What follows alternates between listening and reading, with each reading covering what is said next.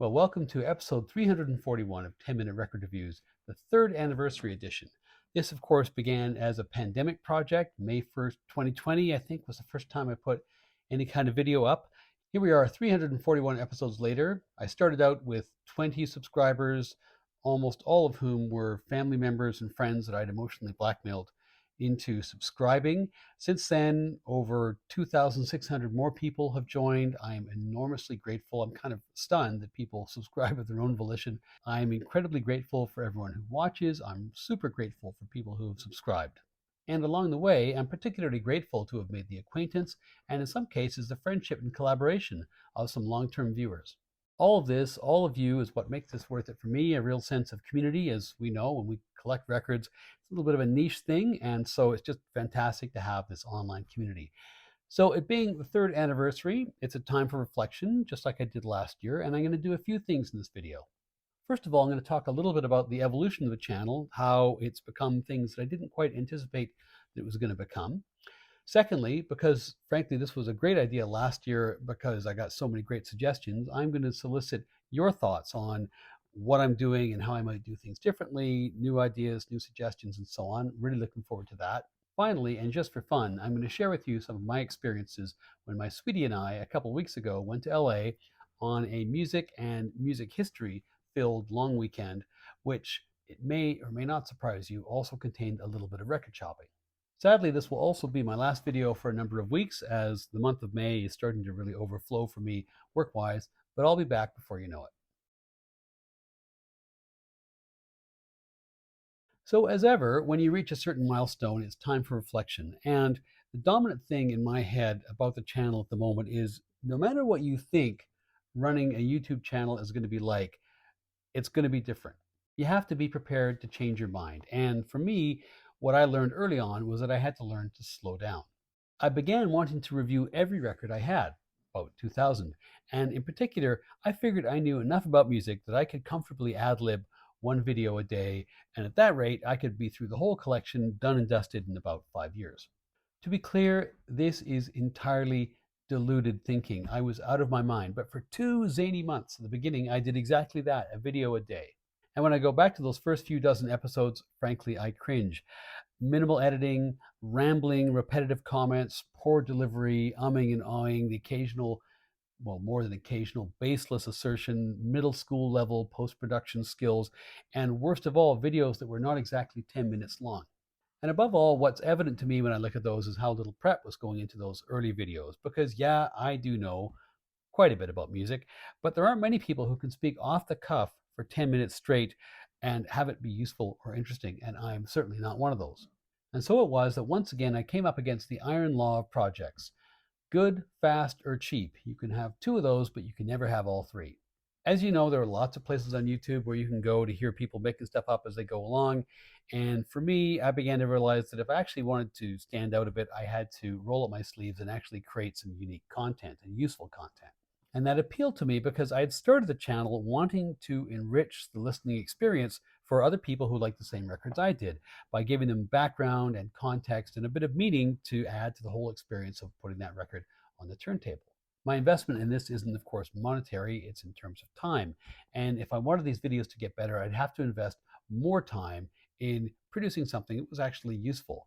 So I went from 7 videos a week to 3 videos a week, down to 2 videos a week, and at 1 video a week, a 1/7 of what I thought I'd be able to do, I'm actually at a resting point of what's sustainable and still actually having a life. Some days it's even possible for me to forget that I have a YouTube channel. Now, the second area I had to change my mind was around the focus of the channel, and here's the dirty little secret of this channel. Despite the title, it's not really about reviews. It's more about music history. What's more, the emphasis on music history has actually increased over time. And why? Well, I think that's actually an area where I can make a more valuable and unique contribution. The review part, in some ways, is kind of secondary because I wouldn't review a record if I didn't like it and own it in the first place. And really, who am I to review records? It's not like I'm Quincy Jones or Cole Porter. I'm just another dude on the internet talking about vinyl. So the review part of each video is still there, but I've shrunk it way down. Sometimes I actually think about changing the name of the channel, but then I remember the whole New Coke debauch, and I think, no, just leave well enough alone. The third place where I've changed my mind, although maybe it's just an evolution in emphasis, is the growing place of jazz in the records I review. And this has been a function of two things. First of all, if you're a record collector like me, you're most excited about what you're currently collecting. You're busy reading about it. You're talking to people about it. You're trying different records out. You're trying to find this pressing or that pressing. And so when I'm on an impulse collecting jag, I have all this knowledge in my head, maybe ephemeral, but it's there for a while, about the label, about pressings, about the records I like and don't like. And so it's easy and fun to make videos about, for instance, the impulse label at that time. When I'm busy being a contemporary completist or looking for other kinds of West Coast jazz is going to feature on the channel, as it has a lot in the last year. But the focus on jazz has not just been about what's been turning my crank, because I've also found that the jazz videos seem to resonate a lot more with the viewership. There's a lot more interaction. I find that jazz fans in general, myself excluded, but certainly people viewing the channel, pretty erudite bunch, lots of interesting opinions, lots of different suggestions, and really keen to engage on the music they love. And it's a very rewarding discussion to get into, discussion in the broadest sense. That's all well and good. And, largely you can say the same for soul fans or reggae fans. People really dig the music and they're happy that someone's talking about it, and you get into some really nice conversations. Rock and roll fans, however, are a different breed.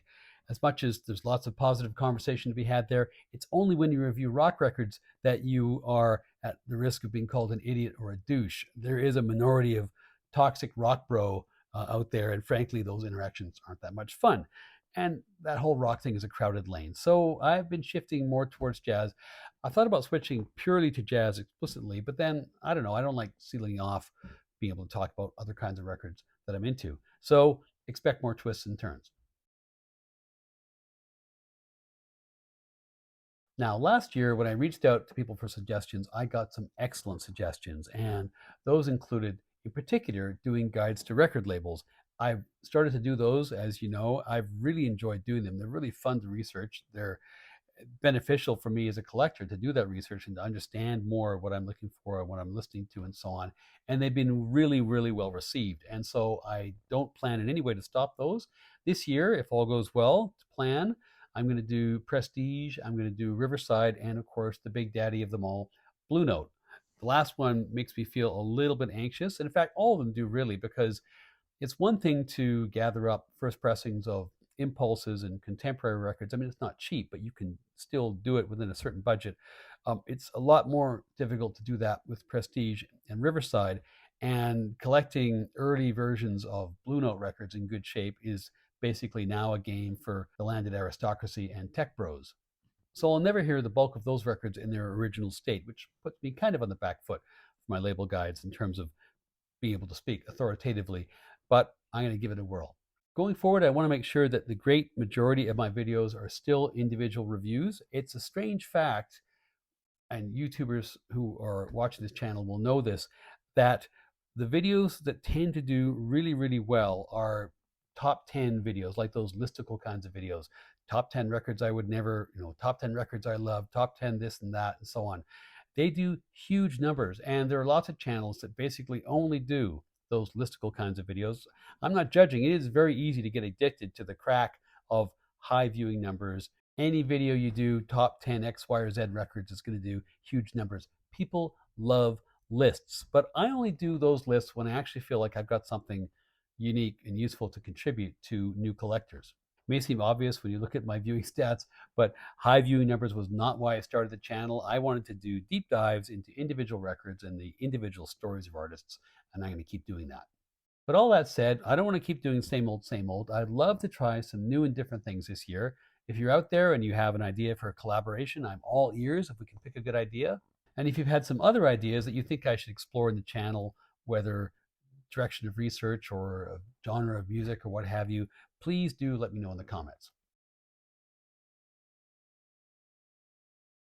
Finally, I mentioned that I would talk a little bit about this trip to LA that my sweetie and I took for a few days earlier this month. Not that I could afford the time, I absolutely could not, but we'd planned it months ago, and in the end, it was a nice, nice freshener.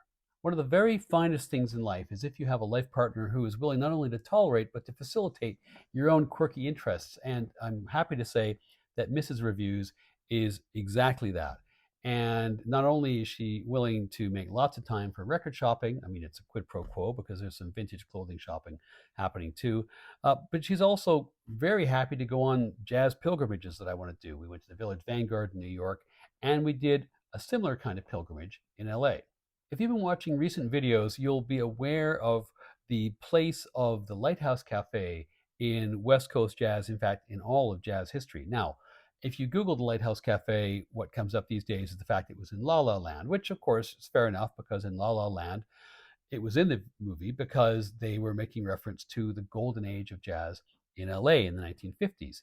And it was at the Lighthouse Cafe where some of the greatest players in all of jazz, not just on the West Coast, occupied the stage all the way through that decade.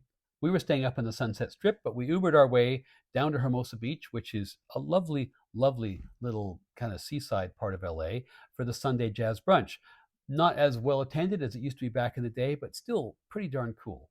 Here I am looking keen. Here are a few other shots of the interior of the lighthouse, and there is ownership there which is conscious of what the lighthouse used to be and pays certainly sufficient reverence to that, which is a nice thing. You don't always get that.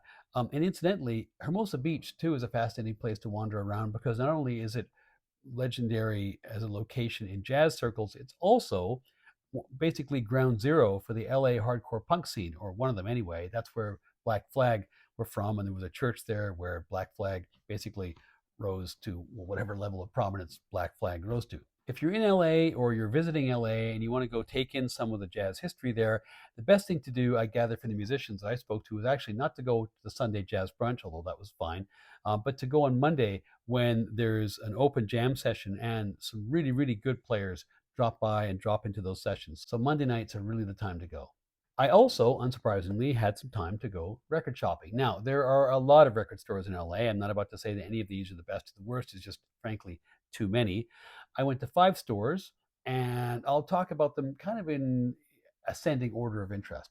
Some stores are just kind of what you might fear in LA, like one place I went to called Super Vinyl just off Melrose, which, as far as I can tell, deals exclusively in new vinyl, 180 gram instant classics and image, but not much else. They looked at me, I looked at them, and then we just agreed to part ways in about 10 seconds.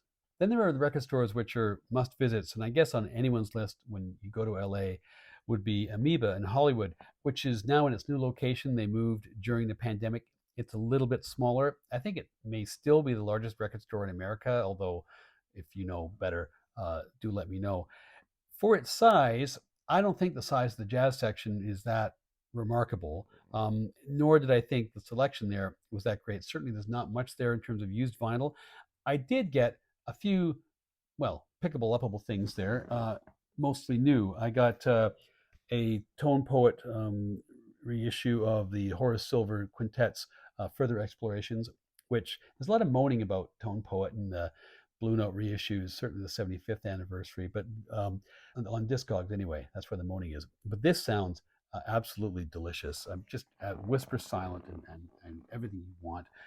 Also, the kind of the classic sort of 80th anniversary classic reissues. This classic by Horace Silver, Song for My Father. I had a really crappy version of this, which I reviewed some time ago. This just sounds much, much better. I'm delighted to have it.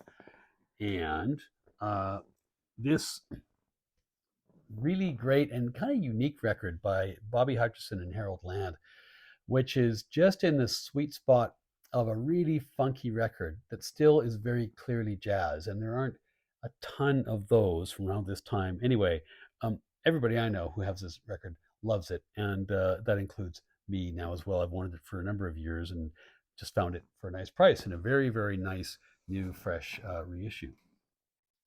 I did find one old record of Amoeba, which was this one of the 2 records that Art Blakey did for Impulse. It's a nice little group with McCoy Tyner, Sonny Stitt, and Art Davis, so nothing to complain about in terms of the lineup. This is not a first pressing, it's a second pressing with the red as opposed to the orange label, but still, great, great record. But that was basically it for Amoeba. Now, then I went to a place on West Pico called Nivessa. And I went there because I had bought through the mail a copy of a Shelly Manne record, which in theory was an original 1950s first pressing, but when it showed up was actually a 70s repress. So I made my complaint known to the owner, and he agreed to make me whole. And I said, well, I'm coming to LA, so I'll just drop the record off. So I went by and I was duly refunded. Thank you very much. And then I inevitably spent the entire refund at the store, but I found some great stuff, including this record by the Master Sound. So this has got the Montgomery brothers, not Wes, but Buddy and Monk, and some other folks playing Horace Silver tracks. Really, really good record. This is a bit well loved, this one, but it's still very playable. Very nice. Really enjoy that one. I also found a 1983 French reissue of Jackie McLean's A Fickle Sonnets, which sounds again really really nice. It's very nice pressing, nice and quiet, and nice soundstage and all the things that you would like. So that was a nice pickup, and again quite reasonably priced. And this one is the one that I'm most happy about. An original, I think it's this. What is it? Make sure I get this right. Yeah, 1961 pressing of Dave Newman's Straight Ahead. Really super record. And the lineup on here is Dave Fathead Newman on sax, but the rhythm section is Win Kelly on piano, Paul Chambers on bass, and Charlie Persip on drums. And really, I mean, anything with Paul Chambers on bass is instantly good. And so, no surprise, this record really kicks. So that was a bit of a win-win. I got my money back. I got some good new records. Now, mind you, I had to dig to take some kind of commitment to have 10,000 records for sale, most of which, 90% of which are VG at best. So, you know, you got to wade through, but there's gold in them there hills at Nevessa. Then I went to a place which is quirky as hell on Melrose. And this is a place which a lot of people hate. If you look at the Yelp reviews for this place, it's called The Record Collector. And if you look at the Yelp reviews, most of them are 1 star. And most of those 1 star reviews will tell you how incredibly rude the guy who runs the store is. And they're not wrong. So when I entered, it's got this kind of fancy lettering on the outside, and I wasn't entirely sure what they tended to retail. I knew it was used vinyl. So I said, is this just classical, or do you have some jazz? And the owner, this guy called Sandy, says, no, we got jazz. He goes, here, all the way down there is jazz, and all the way down there is jazz, and up there is jazz, and up there is jazz. And I thought to myself, great, but there were no dividers anywhere. Nothing according to artist or letter of the alphabet or even genre. It was just literally records in boxes and shelves, and you couldn't tell what was what. So as he's describing where the jazz is, and then I said to him, and is it organized in a particular, and he says, I was about to tell you this. He said, but you interrupted me. I'm like, okay, fine. And I'm Canadian. I'm used to being told off. So I just laid low, and he then explained the entirely incomprehensible way in which the records were laid out. So I then said, okay, I think I kind of get it. Do you mind if I browse? No, you can't browse. I said, okay. So how am I supposed? He says, well, do you have anybody in mind? I said, do you mean like the kind of music I like? He says, yeah, that'd be a good start. I said, well, I'm looking for 50s and 60s pressings of the bigger West Coast labels like Contemporary and Pacific. He says, oh, the good stuff. I said, yeah. He says, okay. I said, well, where is that? He goes, well, but who? Who are you looking for? I said, you want me to name like a particular artist or record? He goes, yeah, that would help. So I'm like, okay, let's pick something he's going to have. Shelly Manne. So I said, Shelly Manne. He says, yes, okay. And then he proceeds to identify the fact that the Shelly Manne records are up on the 4th shelf at the very top, and he gets this ladder, and he proceeds to try and get the Shelly Manne records down from the top, and eventually I began to feel guilty that, rude as he was, I couldn't let this 70-plus-year-old guy teeter around in this ladder for my benefit. So eventually I persuaded him to let me up there, and as time went by, actually, and as I got used to his shtick, we actually became not bosom buddies, but quite friendly. I think when he figured out that I, did actually have an idea what I wanted to look for, and I was not just flipping through with grubby fingers idly, then that kind of changed the landscape a little bit. As I say, this guy rubs a lot of people the wrong way, and there are some things said about him on Yelp and other places, which, if they're true, are maybe not so great. Fair enough. But for me, I love going to this place. First of all, based on what I was looking for, this guy had an incredible selection. This guy has more vintage jazz than I've ever seen in one place in any particular store. And most anything that we pulled out and I looked at was in great condition. So having all this stuff under one roof was a fantastic thing. That's a huge incentive to go there. Sometimes people complain about his prices too, and yeah, the initial things he quoted me were a little high, but he was also willing to bargain. So if you're willing to haggle, you can get a deal there, I think. And again, because you've got such a concentration of good old jazz in one place, you're not paying a whole bunch of shipping fees that you'd be paying if you were looking for these things individually. It's wise to know what you want ahead of time when you go in there, but it is ultimately a far more rewarding experience than most record stores that I walked into. And personally, I found him pretty hilarious once we got through his initial shtick. I guess everybody's different, but I would go back because of Sandy, not in spite of him. I got some fun records there. I got this one, which is, I think it's a compilation actually by Basie, some of his smaller group post-war stuff. Really, really great record actually. I really enjoy this, and it's one of my early dabblings into bigger band music. I sort of feel I'm getting drawn inexorably into that vortex. I also got two Shelly Manne records, including this one, which is quite a rare 1962 or 63 issue. It's quite a funny record, at least the concept, because it's all Jewish or Hebrew folk songs, but jazzified. And while that might sound corny, in fact, it's really well executed. And again, anything by Shelly Manne, the most recorded jazz drummer, I think, in history, you assume it's good unless proven otherwise. And this is actually a very good record on Contemporary. The last thing I got at the record collector was this one, which I've been looking at for a while, but never really found a copy that I wanted to pick up. Oh, hang on, I got it wrong way around. Boss Sounds by Shelly Manne. This is live at his club, Shelly's Manhole. I mean, there are things you could name jazz clubs in the 1950s, which you couldn't name jazz clubs today. Shelly's Manhole just really is kind of evocative, isn't it? Anyway, this is a somewhat later version of its quintet from the group that played at the Black Hawk in that wonderful series of 4 records on Contemporary. This is on Atlantic, but it's impeccably recorded, a really, really nice record, and I'm really glad I was able to pick this one up. So at that point, I was done record shopping. Mrs. Reviews had been very, very tolerant, and so we were off to do other things. She wanted to go to Venice and do some shopping. We had a nice lunch.